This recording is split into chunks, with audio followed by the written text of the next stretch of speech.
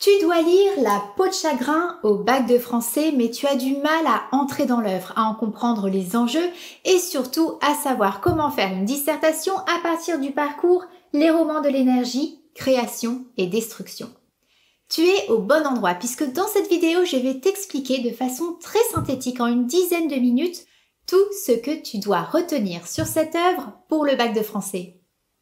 La peau de chagrin d'Honoré de Balzac a été publiée en 1831. C'est un roman impossible à classer dans un mouvement littéraire unique car c'est un texte à cheval entre la nouvelle fantastique, le conte oriental et le roman réaliste. Et nous allons étudier cette œuvre selon le parcours Les romans de l'énergie, création et destruction. La peau de chagrin, c'est un roman clé de Balzac, car il y expose sa conception de l'existence humaine. Selon Balzac, notre vie disposerait d'un capital d'énergie que le désir et la volonté consument et détruisent peu à peu. Ainsi, Raphaël de Valentin, le héros de ce roman, est en possession de la peau de chagrin, une peau de bête mystérieuse qui réalise tous les souhaits de son propriétaire. Mais à chaque vœu réalisé, la peau rétrécit, et avec elle, l'existence de son propriétaire. On va bien sûr détailler tout ça, mais sache que tu peux retrouver le contenu de cette vidéo par écrit dans mon livre Réussis ton bac de français aux éditions Hachette. Tu trouveras également sur commentaires-composés.fr de nombreuses analyses linéaires issues de ce roman, donc tout cela est accessible pour ton oral gratuitement sur commentaires-composés.fr. Alors déjà, quelques mots sur Balzac. Honoré de Balzac est un écrivain de la première moitié du XIXe siècle, auteur d'une œuvre romanesque monumentale, composée de plus de 90 romans, rassemblés dans une structure qu'il nomme la comédie humaine. Le but de Balzac est de faire concurrence à l'état civil et à l'histoire, grâce à une description minutieuse de la société de son époque. Si tu cherches un résumé de La peau de chagrin, je te renvoie à mon livre et à mon site, mais ici on va entrer dans l'analyse du roman et de ses thèmes. Et justement, quels sont les thèmes importants dans La peau de chagrin? Bien évidemment, le désir. Balzac montre comment le désir est une énergie destructrice qui dévore la vie. Tu dois bien comprendre que la peau de chagrin fonctionne comme un symbole de l'existence de Raphaël, existence qui s'amenuise à chaque acte de désir ou de volonté.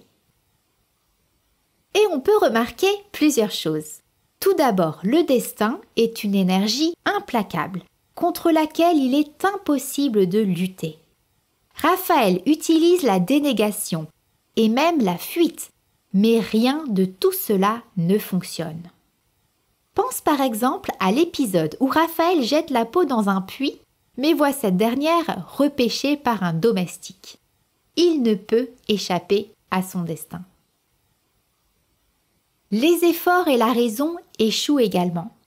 Ainsi, Raphaël a beau s'enfermer dans un hôtel particulier et récuser de son vocabulaire toute référence au désir, la volonté se manifeste toujours et finit par l'emporter. Enfin, la science est impuissante. À la fin du roman, Raphaël fait venir plusieurs scientifiques pour essayer d'étendre, d'agrandir la peau de chagrin et donc gagner quelques années de vie. Naturalistes, mécaniciens, mathématiciens se succèdent à chaque fois en vain. Le message est donc clair. Raphaël est puni d'avoir préféré le vouloir et le pouvoir, incarné par la peau, au savoir, à la sagesse de l'antiquaire. Ce choix est irréversible et consume sa vie. Autre thème important car il ouvre le roman, le jeu. Si tu t'en rappelles, au début du roman, Raphaël joue sa dernière pièce et la perd, ce qui entraîne son envie suicidaire. Ainsi, lorsque Raphaël joue, il perd. Mais lorsqu'il ne joue pas, il gagne, comme en témoigne la venue du notaire le lendemain de débauche pour lui annoncer son héritage de 6 millions de francs. Le jeu semble donc être un symbole de la roue de fortune, le symbole d'un monde qui distribue honneur et richesse par hasard, d'un monde aléatoire. Le jeu est aussi présenté comme une tentation permanente qui mène à la dépossession des individus. On ne s'appartient plus, mentionne Balzac au début du roman. Le jeu symbolise la perdition, le risque de gaspiller son énergie vitale en se laissant balloter au gré des hasards. Autre thème clé, l'argent. Tu l'as peut-être remarqué, l'argent est omniprésent dans ce roman. Il se manifeste de deux façons. Soit par son absence cruelle. Avant son héritage, Raphaël est toujours en quête d'argent. Soit c'est l'exact contraire, l'argent se manifeste par sa prolixité. Après son héritage, Raphaël est saturé d'argent. On peut quand même remarquer que Balzac n'idéalise pas la pauvreté. Il l'envisage comme une prison qui enferme les personnages dans la recherche monomaniaque de la survie. Pendant les 10 premiers mois de ma réclusion, je menais la vie pauvre et solitaire que je t'ai dépeinte, dit Raphaël. Balzac oppose malgré tout la simplicité généreuse de la pauvreté à la sécheresse froide du luxe. Ainsi, Raphaël reçoit de l'argent de Pauline alors que cette dernière ne possède rien et qu'il dépense tout pour la riche et insensible Fédora. Les valeurs sont donc inversées. Dans ce monde corrompu, le pauvre donne et le riche reçoit. On en a un peu parlé tout à l'heure, la science est un autre thème important qui apparaît à la fin du roman. Raphaël veut en effet obtenir une explication rationnelle au rétrécissement de la peau. Il fait donc le tour des scientifiques. Mais les savants sont incapables de freiner la réduction du talisman. Balzac fait preuve de beaucoup d'ironie face à l'impuissance des scientifiques. Pense par exemple au naturaliste Lavrille, qui dresse une nomenclature de l'existant sans pouvoir en comprendre le fonctionnement. En laissant le bon Lavrille au milieu de son cabinet rempli de bocaux et de plantes séchées, il remportait de cette visite, sans le savoir, toute la science humaine, une nomenclature.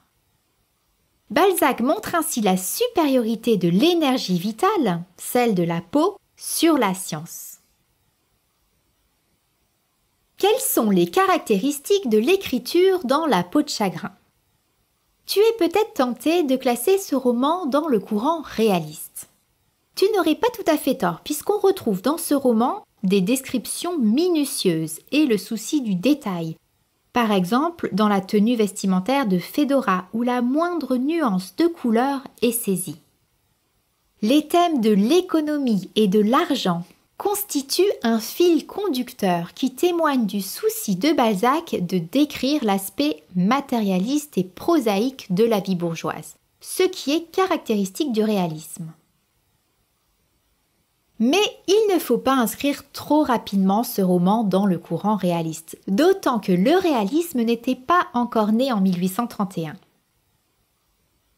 Car il y a une autre dimension saillante dans cette œuvre, la dimension fantastique. La peau de chagrin est un roman où la frontière entre le réel et l'imaginaire tend à s'effacer.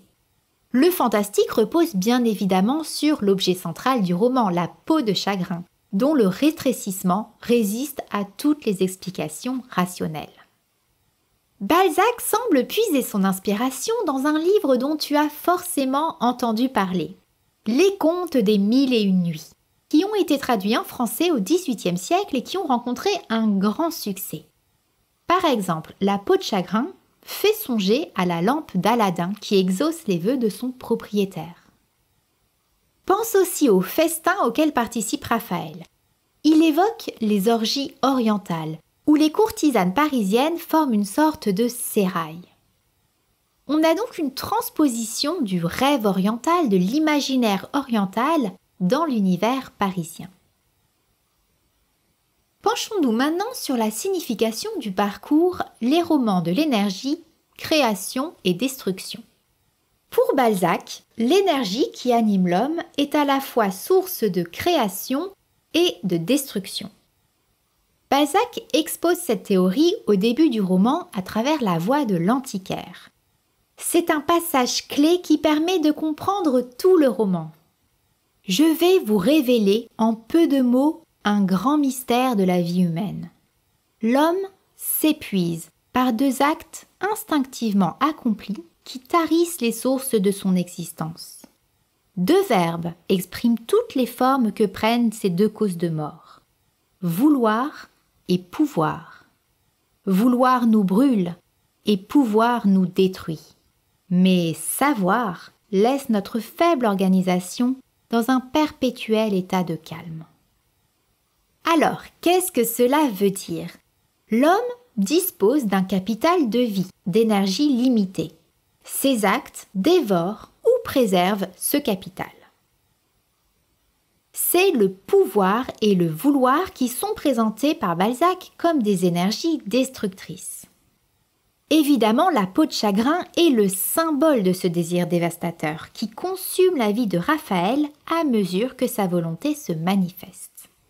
Ainsi, dès que le jeune homme exerce son vouloir en souhaitant la richesse par exemple, son capital d'énergie, symbolisé par la peau de chagrin, diminue. 2 choix s'offrent donc à Raphaël.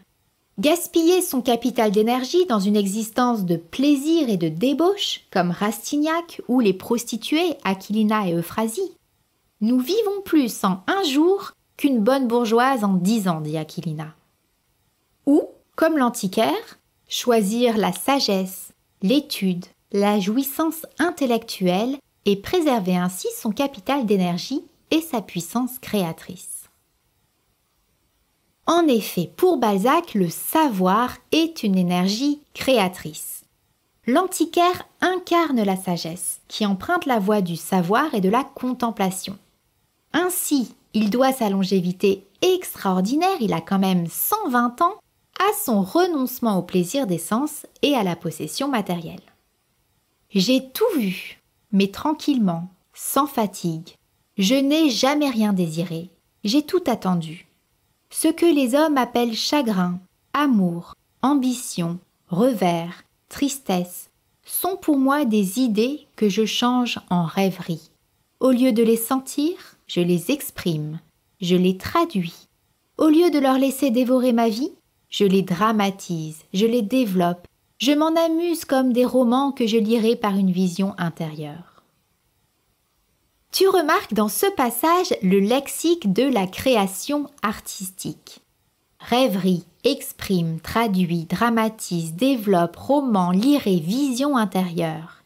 C'est que le vieillard incarne la figure de l'artiste, dont le pouvoir est créateur. D'ailleurs, Raphaël s'adonne à cette énergie créatrice qu'est le savoir dans sa chambre d'étudiant lorsqu'il travaille sur son traité de la volonté. Le savoir, l'effort intellectuel lui permet de se dépasser et lui donne une créativité philosophique et poétique réelle. Si tu envisages de prendre la dissertation au baccalauréat, n'oublie pas d'élargir ta compréhension du parcours à d'autres œuvres, d'autant plus que le parcours évoque les romans de l'énergie, au pluriel. La littérature est riche d'autres romans mus par une philosophie similaire à celle de Balzac, qui montre comment le désir et la volonté consument l'énergie vitale.